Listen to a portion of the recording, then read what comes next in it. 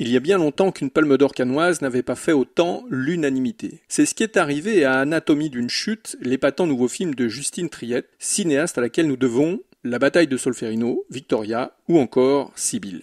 Anatomie d'une chute aurait d'ailleurs pu briguer différents prix à Cannes cette année, celui du scénario, mais aussi le prix d'interprétation féminine ou tout autre prix finalement. C'est donc justice qu'une palme d'or lui fut décernée dans la mesure où le film excelle en bien des points. Un chalet en montagne, Daniel, un enfant malvoyant, part faire une balade avec son chien. Lorsqu'il rentre au chalet, Daniel découvre le corps sans vie de son père, Samuel. Suicide? Meurtre? Toujours est-il que Sandra, la mère, est inculpée, et c'est le procès que nous allons suivre. Anatomie d'une chute est donc un film de procès, un film sur la justice autant qu'un film sur le lieu où la justice est rendue. Mais c'est aussi un film sur le cinéma. D'abord, et Justine Triet ne s'en cache pas, Anatomie d'une chute évoque en bien des points de prestigieux films de procès qui appartiennent, aujourd'hui, à l'histoire du cinéma et même à l'histoire d'un sous-genre au film criminel, le film de procès donc. Les allusions filmiques mentionnées commencent dès le titre du film qui ne peut se soustraire à une analogie avec le film d'Otto Preminger intitulé, en français, Autopsie d'un meurtre, et dont le titre original n'est autre que Anatomy of a Murder. Dans la mise en image du procès, il n'est pas interdit non plus de penser au procès paradine d'Alfred Hitchcock,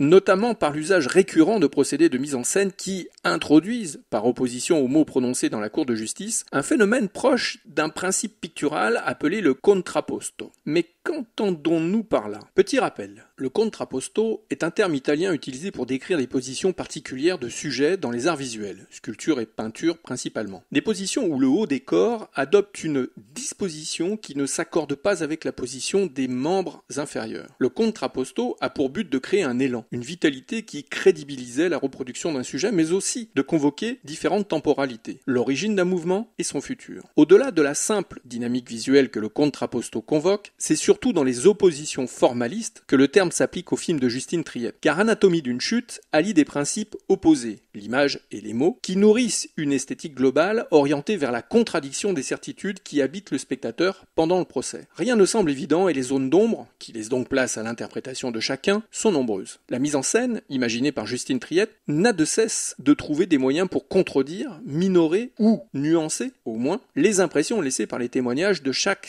personnage invité à s'exprimer à la barre des témoins. Nous disions qu'Anatomie d'une chute est un film sur le cinéma. C'est que le postulat de départ de Justine Triet frappe par son évidence. Un tribunal est un théâtre et tous les acteurs d'un procès, juges, avocats, témoins, plaignants, accusés, et même le jury ou le public, lorsqu'il y en a, jouent un rôle qui évolue au fil de la progression de l'audience. Ce qui fait le prix d'Anatomie d'une chute, c'est l'exploitation qui est faite de ces principes. Les intentions de la réalisatrice consistent à ne rien démontrer et à jouer avec les principes de représentation auxquels sont soumis tous les spectateurs, y compris le spectateur de cinéma, bien sûr. Chaque protagoniste devient ainsi, par les effets scénaristiques et de mise en scène du film, un narrateur potentiel qui est amené à livrer une version subjective des faits sur lesquels il est questionné. Donc, sur l'affaire, donc, sur le couple composé de Sandra et de Samuel. Autrement dit, le spectateur est amené à choisir l'histoire qui lui convient le mieux parmi toutes celles qu'Anatomie d'une chute raconte ou toutes celles que la mise en scène laisse germer ici ou là, au détour de mots choisis, d'une prononciation particulière, mais aussi par des plans inattendus qui casse le rythme narratif des échanges, par la reconsidération des sons et des mots, par des flous qui ajoutent au trouble ressenti, par des cadrages précis, ou encore par la durée de certains plans qui, dans la seconde supplémentaire octroyée à un regard, à une attitude corporelle, à une gestuelle ou à un rictus, distille ou éveille un doute qui viendra infirmer, ou pas, les hypothèses que le spectateur formulait intérieurement. Car ce qui se joue ici n'a rien à voir avec la possible découverte de la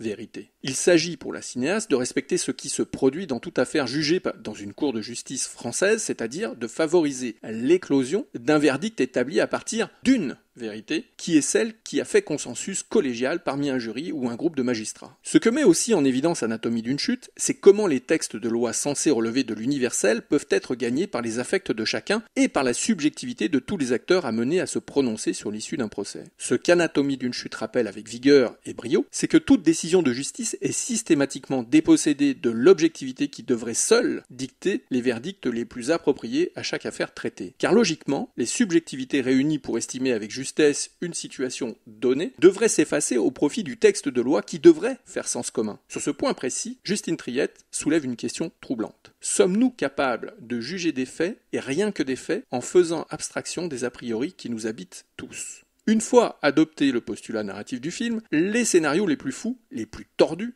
les plus invraisemblables participent de la construction d'Anatomie d'une chute. Le spectateur est ainsi convié à reconsidérer sans cesse ses certitudes pour mieux se contredire ou pour mieux inventer de nouvelles hypothèses qui seront invalidées ou pas plus tard dans le film. Anatomie d'une chute est donc un formidable film qui traite d'une manière détournée des éléments constitutifs de toute œuvre filmique avec une insistance particulière sur le scénario et la mise en scène. Justine Triet nous propose ici de participer à l'élaboration d'un tissu narratif qui se pense à partir de trames multiples qui composent, d'une certaine manière, plusieurs films. Sans y paraître, Anatomie d'une chute est donc un film qui réfléchit aussi sur sa condition et sur la nature même de l'art cinématographique.